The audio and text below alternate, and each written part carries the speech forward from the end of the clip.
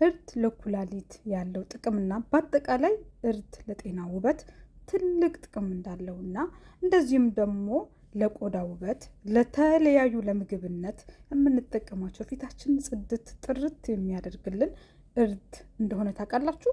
ሰላም ውድና የተከበራችሁ የቻናል ቤተሰቦች እንዴት ናችሁ? እኔ በጣም ደህና ነኝ፣ እግዚአብሔር ይመስገን። ለአዲስ ዩቱብ አዲስ ከሆናችሁ ሼር፣ ላይክ፣ ሰብስክራይበር በማድረግ ቤተሰብ እየሆናችሁ ዛሬ ስለ እርድ ትልቅ ጥቅም ሼር ላደርጋችሁ መጥቻለሁ።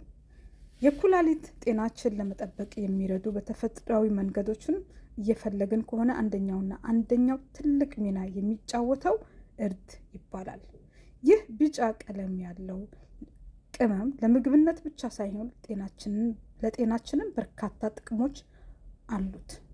የእርድ ለኩላሊት የሚሰጠው ጥቅም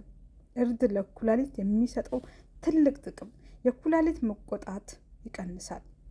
እርድ በውስጡ የሚገኘው ኩርኩም የተባለው ንጥረ ነገር የጸረ መቆጣትን ባህሪ አለው። የኩላሊት በሽታዎች በብዙ ጊዜ መቆጣት ጋር የተያያዙ ስለሆነ ኩርኩም መቆጣት መቀነስ የኩላሊት ጤና ለመጠበቅ ይረዳል። ጸረ ኦክሲዳንት ባህሪ አለው። ለኩላሊት ጎጂ ከሆኑ ፍሪ ራዲክስ በሚባሉ ሞለኪውሎች የመጎዳት እድል አላቸው።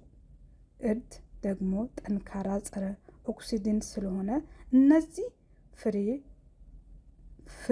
ፍሪ ራዲካል በማስወገድ ኩላሊታችንን ከጉዳት ይጠብቃል። የደም ግፊት ለመቆጣት ይረዳል። ከፍተኛ የደም ግፊት ለኩላሊት በሽታዎች ዋነኛ መንስኤ አንዱ ነው። እርድ የደም ግፊት በመቆጣት እርድ ሊረዳን ስለሚችል በመዘዋወር መንገድ የኩላሊት ጤና ይደግፋል። የስኳር በሽታ ተያያዥነት የኩላሊት ጉዳት ለመከላከልም የስኳር በሽታ በኩላሊት ላይ ከባድ ጉዳት ሊያደርስ ይችላል። ጥናቶች እንደሚያሳዩን ኩርኩም የስኳር በሽታ ባለባቸው ሰዎች ላይ የኩላሊት ጉዳት ለመከላከል ወይም ለማገዝ ይረዳል። መርዛማ ንጥረ ነገሮችን ለማስወገድ ይረዳል።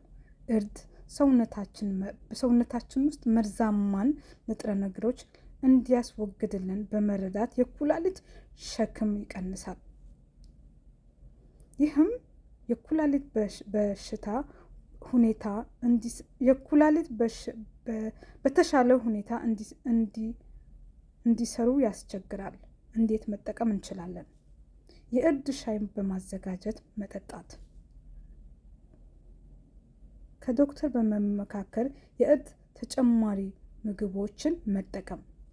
ማሳሰቢያ፣ እርድ ጠቃሚ ቢሆንም ማንኛውንም የጤና ሁኔታ ለማከምም ከመጠቀም በፊት ከጤና ባለሙያ ጋር በመማከር አስፈላጊ ነው። በተለይ የኩላሊት በሽታ ካለቦት ወይም ሌላ መድኃኒት የሚወስዱ ከሆነ የዶክተሮች ምክር መከተል ይኖሩበታል።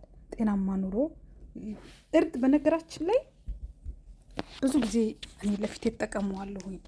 ለፊት ውበት፣ ለፊት ጥራት ዋው አንደኛ ነው። በነገራችን ላይ እርድን ለፊታችሁ ብትጠቀሙት አሁን እንደሰማችሁት ደግሞ ለኩላሊት፣ ለጉበት እንደዚህም ደግሞ ለተለያዩ ህመሞች የሚጠቅም ከሆነ ግን አንድ ሰው የኩላሊት ህመምተኛ ከሆነ መጀመሪያ የቤት ውስጥ ማንኛውንም ነገር ከመጠቀሙ በፊት ሐኪሙን ማማከር የመሰለ ነገር የለም።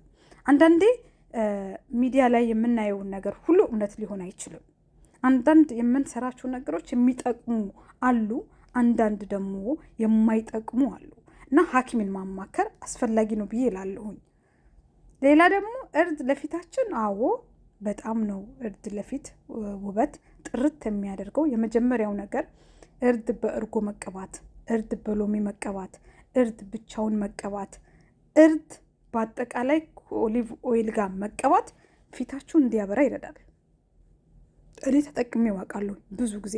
ታዲያ እርድን ስትጠቀሙ የትኛው እርድ ነው ለፊታችሁ የምትጠቀሙት? የምግብ እርድ አይደለም።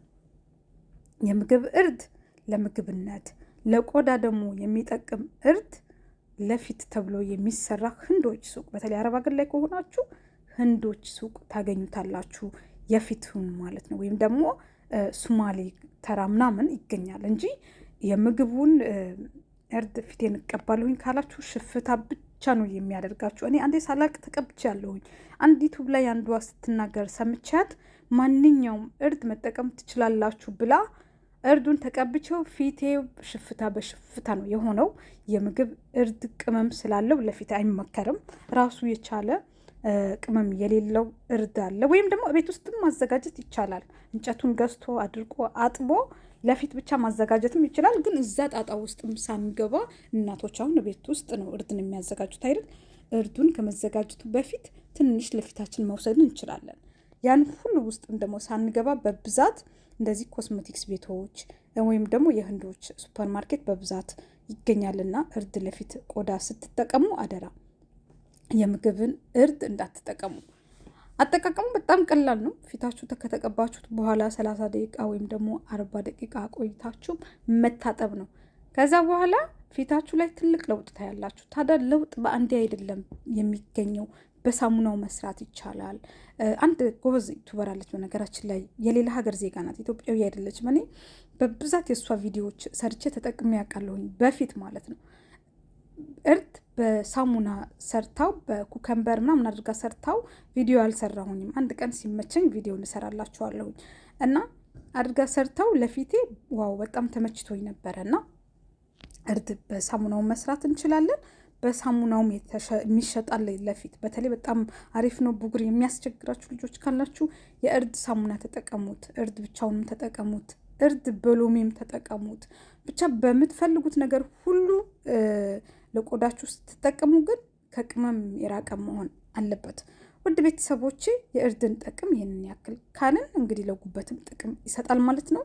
ግን መጀመሪያ ስኳር በሽታ፣ የደም ግፊት፣ ማንኛውንም ከጤና ጋር የሚያያዝ ነገር ካለባችሁ ግን ሐኪማችሁን አማክሩ።